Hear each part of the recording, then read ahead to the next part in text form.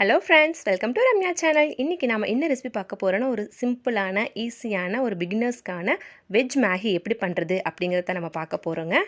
வாங்க இந்த ரெசிபி எப்படி பண்ணணும்னு பார்க்கலாம். நமக்கு வந்து 10 மினிட்ஸ்க்கு ஆகும் இந்த ரெசிபி பண்ணுறதுக்கு. விளம்பரத்தில் சொல்கிற மாதிரி 2 மினிட்ஸ்லாம் நம்ம மேகி பண்ண முடியாது. 5 to 10 மினிட்ஸ் வரைக்குமே நமக்கு இந்த ரெசிபி செய்கிறதுக்காகும். வாங்க இந்த ரெசிபி எப்படி பண்ணணும்னு பார்க்கலாம். ரெசிபி செய்ய ஒரு கடாய் எடுத்துக்கலாம். கடாய் நல்லா காஞ்சதும் தேங்காய் எண்ணெய் ஆட் பண்ணிக்கோங்க. தேங்காய் எண்ணெய் ஆட் பண்ணிங்கன்னா ஃப்ளேவர் வந்து நல்லாயிருக்கும். ஒரு 2லேருந்து 3 டீஸ்பூன் அளவுக்கு நீங்கள் ஆட் பண்ணிக்கோங்க. எண்ணெய் நல்லா காஞ்சதும் 1 ஸ்பூன் அளவுக்கு கடுகு உளுந்தம்பருப்பு ஆட் பண்ணிக்கலாம். கடுகு நல்லா பொரிஞ்சதும் ஒரு பெரிய வெங்காயம் பொடி பொடியாக கட் பண்ணி வச்சுருக்கேன், அதையும் ஆட் பண்ணிக்க போகிறேன். கடுகு நல்லா பொரிஞ்சிருச்சு. இப்போ வெட்டி வச்ச வெங்காயம், பெரிய வெங்காயத்தை வந்து ஆட் பண்ணிக்கலாம். சின்ன வெங்காயம் தான் நீங்கள் அது கூட ஆட் பண்ணிக்கலாம், ஒன்றும் பிரச்சனை இல்லை. இன்றைக்கி நான் பெரிய வெங்காயம் தான் ஆட் பண்ணுறேன். இது கூடயே ஒரு கைப்பிடி அளவு கருவேப்பிலை ஆட் பண்ணிக்கலாம். நல்லா வதக்கி விட்டுக்கலாம். நல்லா வதங்கட்டும். இன்றைக்கி காரத்துக்கு நான் வேறு எதுவுமே ஆட் பண்ணல. உங்களுக்கு காரம் எக்ஸஸாக வேணும் அப்படின்னு நினைக்கிறவங்க கொஞ்சம் மிளகாத்தூள் ஆட் பண்ணிக்கலாம், இல்லை சிக்கன் மசாலா, மட்டன் மசாலா, ஏதோ ஒரு மசாலா வந்து நீங்கள் ஆட் பண்ணிக்கலாம். இன்றைக்கி நான் பசங்களுக்கு செய்கிறதுனால காரம் எதுவுமே ஆட் பண்ணலை. இது கூடவே சின்ன சைஸ் தக்காளி ஒன்று ஆட் பண்ணிக்கிறேன். வெங்காயம் நல்லா வணங்கினதுக்கப்புறம் தான் ஆட் பண்ணுறேன். பொடி பொடியாக கட் பண்ணி ஆட் பண்ணிக்கோங்க. அதையும் நல்லா கலந்து விட்டுக்கலாம். தக்காளி நல்லா மசியட்டும். தக்காளி நல்லா மசிஞ்சிருச்சு. இப்போ 1 டீஸ்பூன் அளவுக்கு இஞ்சி பூண்டு பேஸ்ட் வந்து ஆட் பண்ணிக்கிறேன். அதையும் நல்லா கலந்து விட்டுக்கலாம். அந்த பச்சை வாசம் போகட்டும்.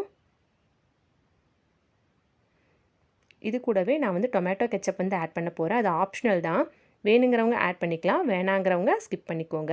எதுக்காக டொமேட்டோ சாஸ் ஆட் பண்ணுறேன்னா கொஞ்சம் ஸ்வீட்னஸ் கிடைக்கும் மேகியில், அதுக்காக நான் ஆட் பண்ணுறேன். இருந்துச்சுன்னா நீங்கள் ஆட் பண்ணிக்கலாம், இல்லைனா நீங்கள் ஸ்கிப் பண்ணிக்கலாம். தக்காளி மட்டும் ஆட் பண்ணாலே போதும். நீங்கள் 2 டீஸ்பூன் அளவுக்கு ஆட் பண்ணிக்கிறேன்.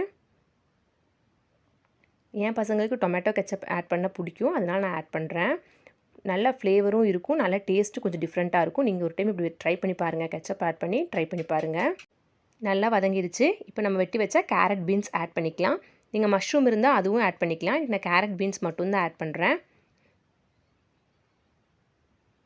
ரொம்ப பொடியாக நறுக்கக்கூடாது காய்கறிகளை, ஓரளவுக்கு சிறுசாக நறுக்கிக்கோங்க.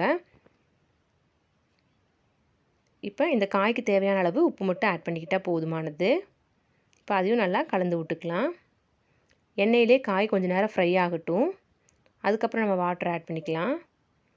இதுக்கு இந்த மேகிலே கொடுத்துருப்பாங்க இல்லையா மசாலா, அது மட்டும்தான் இன்றைக்கி நான் காரத்துக்கு ஆட் பண்ணுறேன். எக்ஸ்ட்ரா காரம் வேணும் அப்படிங்கிறவங்க தனி மிளகாத்தூள், சிக்கன் மசாலா, ஏதோ ஒரு மசாலா நீங்கள் ஆட் பண்ணிக்கோங்க.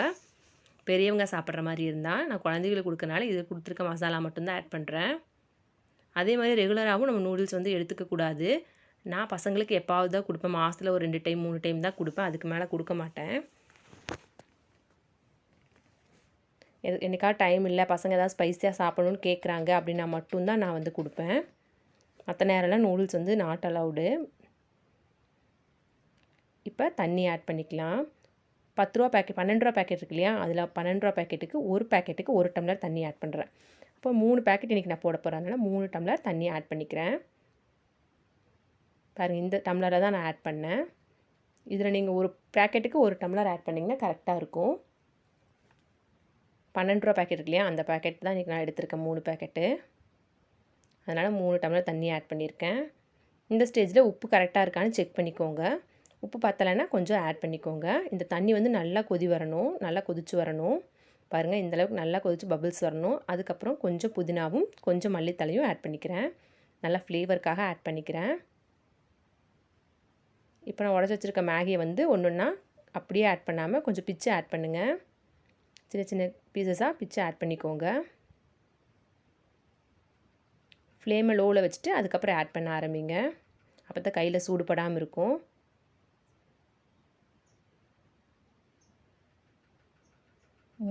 மூணு க்யூப்ஸுமே நான் வந்து ஆட் பண்ணியாச்சு. இப்போ ஒரே ஒரு கலக்கிட்டு அப்படியே விட்டுற வேண்டியது தான். அந்த தண்ணி ஃபுல்லாக நமக்கு இஞ்சி வந்தால் போதும். அந்த தண்ணி ஃபுல்லாக இஞ்சி வெறும் மேகியாக வரும், அது வரைக்கும் நம்ம வெயிட் பண்ணலாம். 5 மினிட்ஸாவது ஆகும் நமக்கு. அந்த தண்ணி ஃபுல்லாக இதாகிடுச்சு பாருங்கள். இன்னும் கொஞ்சம் தண்ணி இருக்குது, அது நல்லா வத்தட்டும். அந்த தண்ணி ஃபுல்லாக ட்ரை ஆயிடணும். ஊற்றின வாட்டர் ஃபுல்லாகவே ட்ரை ஆயிடணும். அது வரைக்கும் வெயிட் பண்ணலாம். அப்போ தான் மேகி நல்லா வெந்து வரும்.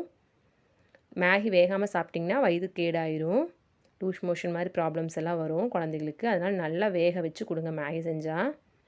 பாருங்கள் இப்போ ரெடி ஆயிடுச்சு நமக்கு மேகி. ஊற்றின தண்ணி ஃபுல்லாகவே வற்றிடுச்சு.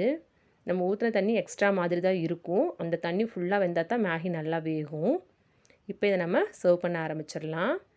சூப்பரான யம்மியான மேகி வந்து நமக்கு ரெடி ஆயிடுச்சு. வெஜ் மேகி ரெடி ஆயிடுச்சு.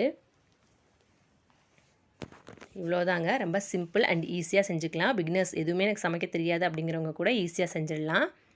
ட்ரை பண்ணி பார்த்துட்டு எப்படி இருந்துச்சுன்னு கமெண்ட்டில் சொல்லுங்கள். இந்த ரெசிபி உங்களுக்கு பிடிச்சிருந்தா லைக் பண்ணுங்கள், ஷேர் பண்ணுங்கள், கமெண்ட் பண்ணுங்கள். மறக்காமல் நம்ம ரம்யா சேனலை சப்ஸ்கிரைப் பண்ணிக்கோங்க. அப்படியே பக்கத்தில் இருக்க பெல் ஐக்கானையும் கிளிக் பண்ணிக்கோங்க. அப்போ தான் நான் போடுற வீடியோவோட நோட்டிஃபிகேஷன் உங்களுக்கு உடனுக்குடனே வரும். இன்ஸ்டாலையும் ஃபேஸ்புக்லேயும் நம்ம பேஜை ஃபாலோ பண்ணிக்கோங்க. தேங்க்யூ.